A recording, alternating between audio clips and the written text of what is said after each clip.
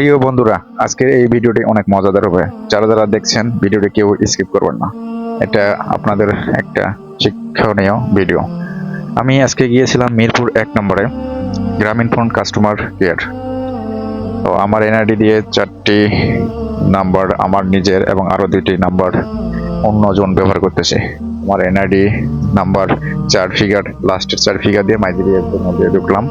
তো ওখানে দেখলাম যে 2জন আননোন নাম্বার।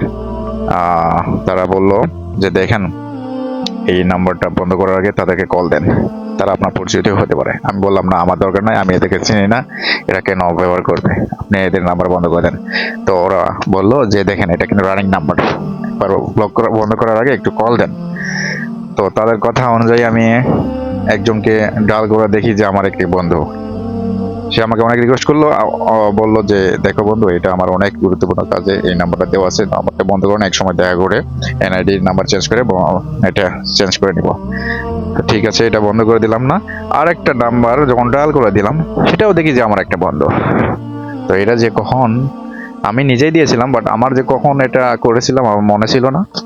তো দেখেন, আপনারা যদি কাস্টমার কেয়ারে এরকম এনআইডি দিয়ে যদি খুলে দিয়ে থাকেন বাট মনে নেই, এরকম যদি বন্ধ করতে যান, তো বন্ধ করার আগে একবার হলেও তাদেরকে কল দিবেন।